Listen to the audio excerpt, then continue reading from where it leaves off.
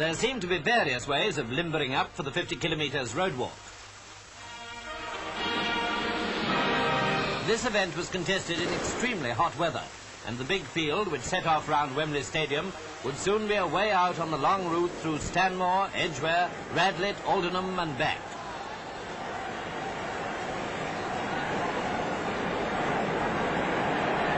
Not even Olympic walkers can cover 31 miles, 120 yards in less than 4.5 hours, so we propose to leave them walking while we have a look at some other contests.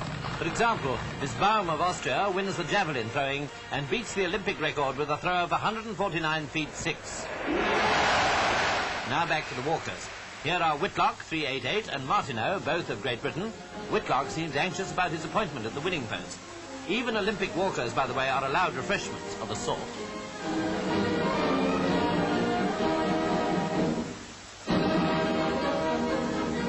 Meanwhile, in the stadium, the long jump was won by Steele of America with a leap of 25 feet 8 inches. No record there.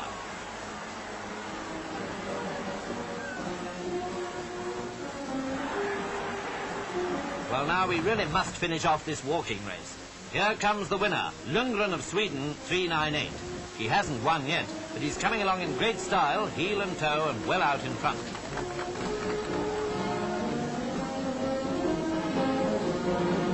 A burst of applause greets him in the stadium, which he has to circle before the finish.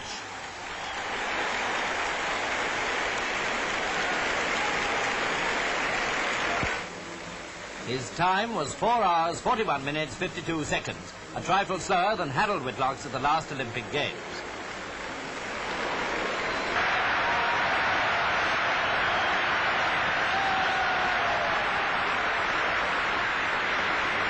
And here's the next man in, Godel of Switzerland, delighted to be back at Wembley again.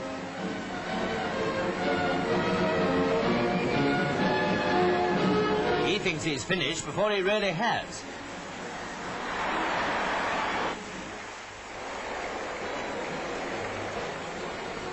Johnson, Great Britain, was third. What a relief it is to be able to run at last. You must get a good start if you're to win the 100 metres, so competitors make sure everything's okay before lining up.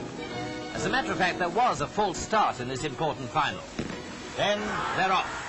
It was a very close thing between the Americans' Dillard, extreme left, and Ewell, one from the right, with Loud Beach of Panama and Britain's McCorkadale within a yard of them.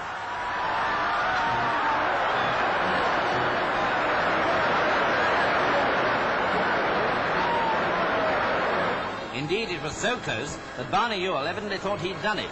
But he had a big disappointment coming, for the real winner was Dillard. Here's photographic proof. Dillard dressed the tape on this side. Ewell on the other side is not quite there. The winner's time equaled the record.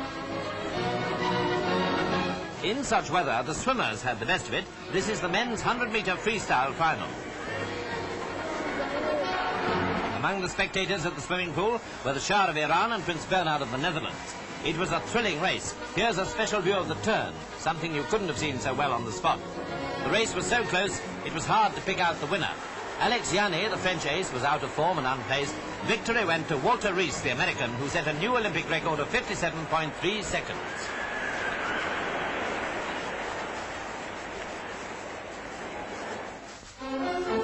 The women's springboard diving is always a pleasure to watch. This is Miss Olsen, USA, who won second place.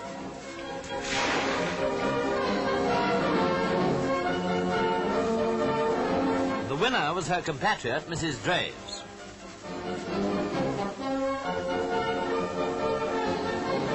Somehow it always looks easier in slow motion. Here's the real speed at which dives were executed by competitors, and no doubt you'd like to have a look underwater.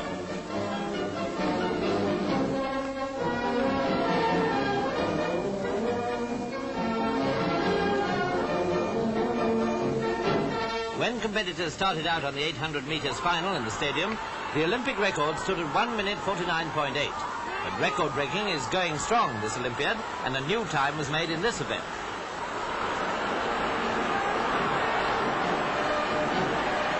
A sizzling pace was set and maintained, and presently Whitfield of the United States took the lead.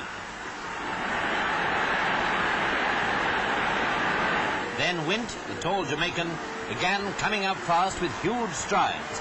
But either he judged it wrongly or he hadn't the finishing power.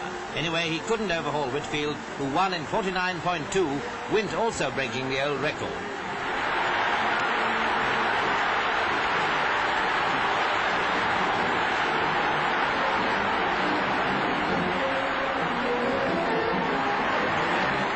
The pole vault is another fascinating contest, the jumpers reaching incredible heights.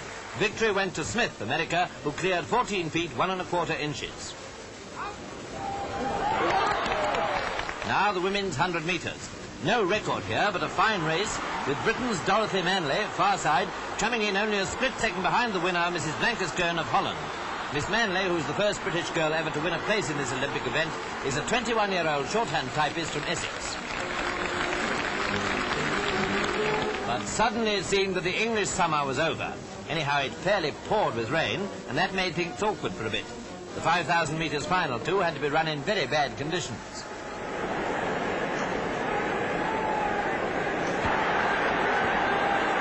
This race developed into a great duel between Rafe of Belgium, 175, and Zatopek of Czechoslovakia, 203, who had previously won the 10,000 metres in tremendous style. The track looked in pretty bad shape, but it seems that Olympic runners care nothing for heat or mud. They just press on regardless in search of records. Rafe, the Belgian, has now gone to the front, and that's something at this stage of the race that you wouldn't expect Zatopek to allow. The Czech, however, was biding his time, and in the end he bided too long. But when Zatopek did start his sprint, excitement was terrific.